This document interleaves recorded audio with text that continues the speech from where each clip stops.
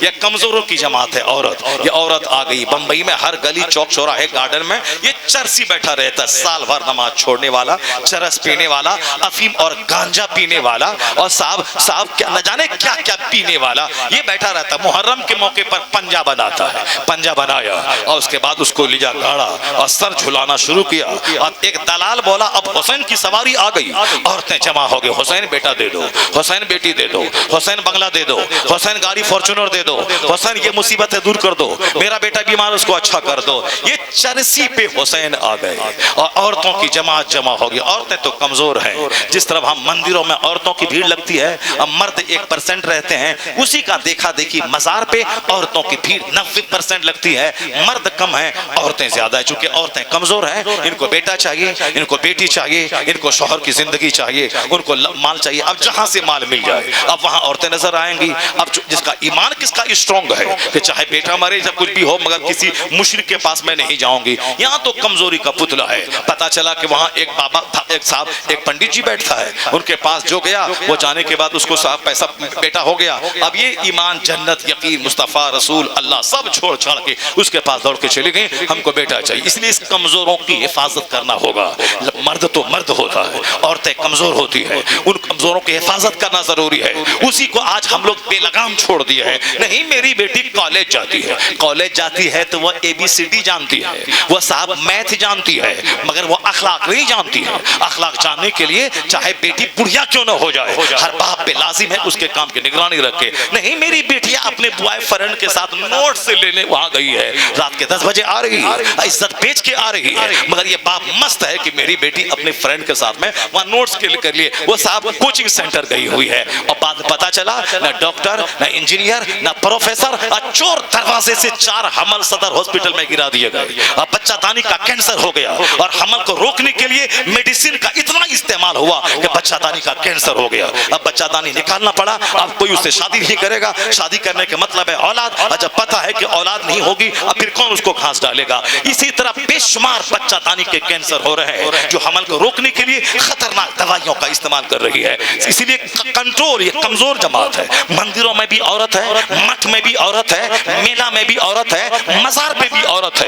وہ تو کہیے اللہ کا شکر ہے کہ شریعت زندہ ہے, سنت زندہ ہے. عورتوں کو مسجد میں جمعہ کے دن نہیں جانا ہے. آج علماء کرام زندہ ہے, خبردار کوئی عورت نہیں جائے گی, اس پر جمعہ فرض نہیں ہے. وہ گھر میں ظہر پڑھ لے, وہ عید بقرعید کی نماز نہیں پڑھے, وہ اپنے گھر میں رہے. وہ نماز جماعت سے مرد پڑھے گا 27 گنا ثواب ملے گا. عورتیں اپنے گھر میں نماز پڑھ لیں, تنہا نماز پڑھ لیں, اس کو مردوں کے برابر نماز گھر میں مل جائے گا. یہ جماعت میں نہیں جائے, یہ جمعہ میں نہیں جائے, یا عید بقرعید میں نہیں جائے. اس لیے مسجد بچی ہوئی ہے, ورنہ اگر یہ مسجد جاتی, یہ چھوکرا جس کو میں 50 سال سے کہتا ہوں کہ نماز پڑھنا فرض ہے, قیامت کے دن سب سے پہلا سوال نماز کا ہوگا. یہ داڑھی اگر مونڈ لے اتنا بڑا گناہ نہیں ہے جتنا بڑا گناہ نماز پنجگانہ چھوڑنا ہے. یہ سب سے بڑا فرض ہے. اب مگر یہ داڑھی رکھتا نماز نہیں پڑھتا ہے. اگر عورتیں 5 وقت مسجد میں جاتی, یہ سب سے پہلے چھوکرا مسجد میں نظر آتا. لوگوں دوسروں کی بیٹی کو دیکھنے کے لیے وہاں اس مسجدوں کی عزت کو پامال کر دیتا. جیسے مزارات پہ, مزارات اسی لیے لگائے جاتے ہیں, عرس اسی لگایا جاتا ہے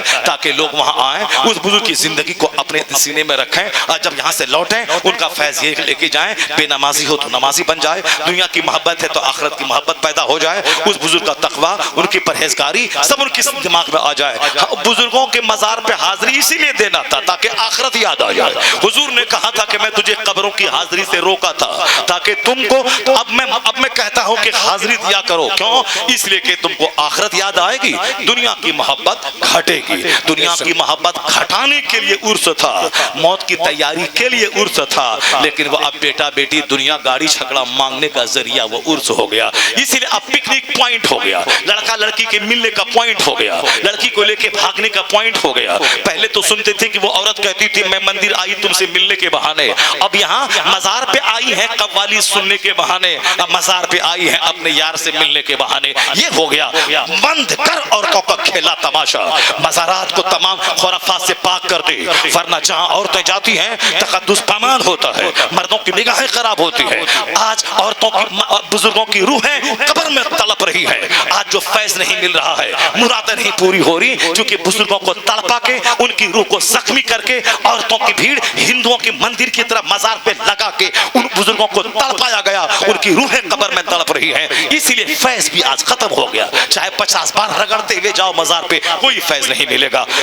रही बात मकान गाड़ी छकड़ा की, जो अल्लाह पर यकीन नहीं कर रहा है, जो मुस्तफा को नहीं मानता है, जो काफिर है, जो नास्तिक है, जो खुदा पर यकीन नहीं है, उसके पास भी 50 लाख की गाड़ी है, उसके पास भी 50 करोड़ का बंगला है, उसके पास भी 50 दुकानें हैं, उसके पास भी 10 मॉल है, उसके पास भी 5 बेटा है, उसके पास भी खूबसूरत 5 बेटियां हैं, उसका बेटा डीएम है, उसकी बेटी आईपीएस ऑफिसर है। वह नास्तिक है, अल्लाह पर विश्वास नहीं है। तो फिर तुम जो बोलता है कि वहां जाने से बेटा हो गया, वहां जाने से बेटी हो गई, वहां जाने से घर मिल गया, शरीयत के खिलाफ काम करने से चाहे बेटा मिले या बेटी मिले, उसको उसका कोई वैल्यू नहीं है। शरीयत पे अमल कर, नहीं मुराद कोई पूरी हो, जाने का सवाब, वहां फातिहा पढ़ने का सवाब, वहां से वापस आने का सवाब मिलेगा। दुनिया मिले ना मिले, बुजुर्गों की दुआओं से आखिरत की जन्नत को जरूर मिलके रहेगी। सुभान अल्लाह। जन्नत के लिए मजार पे जाना चाहिए। यहाँ बेटा बेटी माल दौलत के लिए जा रहा। कभी तो मैं कहता ये नास्तिक जो अल्लाह पर विश्वास नहीं करता, अल्लाह ताला मुसलमानों से ज्यादा काफिरों को दौलत देता है, इसीलिए कि ये दुनिया ही में खा पी करके मोटा ताजा हो जाए,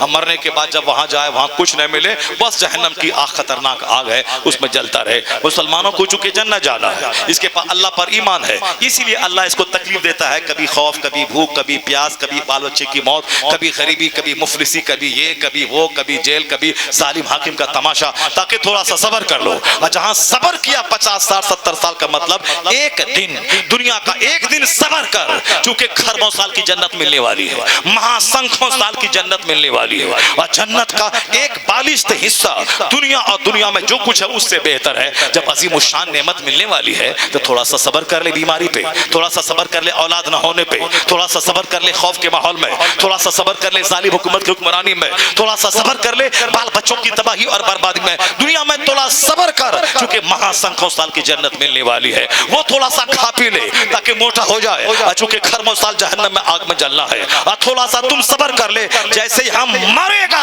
जन्नत का फरिश्ता तेरे लिए इस्तेमाल करने को तैयार हो जाएगा। इसीलिए सब्र कर, यहाँ दुनिया में जन्नत खरबों साल की मिलने वाली है। इसलिए तुम्हारे मुकाबले में जो अल्लाह का बागी, अल्लाह का दुश्मन है, उसको ज्यादा में दे। चरस पीने वाला सर झुला के बाद हाँ जाओ बेटा हो जाएगा, हाँ जाओ बेटी हो जाएगी, हाँ जाओ मकान मिल जाएगा, ये इन कमजोरों पे नजर रखिए, कभी इनको ताजिया के पीछे जाने मत दीजिए। इन कमजोरों पे नजर रखिए, कभी तनहा जवान होने के बाद घर से बाहर न जाने दीजिए। इस कमजोरों पे नजर रखिए, कभी जवान लड़कों के साथ एक टेबल पर बैठकर पढ़ने के लिए न दीजिए। इस पर नजर रखिए, कभी छत पे जाके गैर मर्दों से आंख न मिलाए। इन पर नजर रखिए, कभी मोबाइल मल्टीमीडिया इस्तेमाल करके अजनबी मर्दों से मोहब्बत और प्यार की आड़ में इज्जत का सौदा न करें। इन पर नजर रखिए कि घर से कब निकलती है और घर कब आती है। कमजोर है, कमजोरों पे नजर रखना पड़ेगा।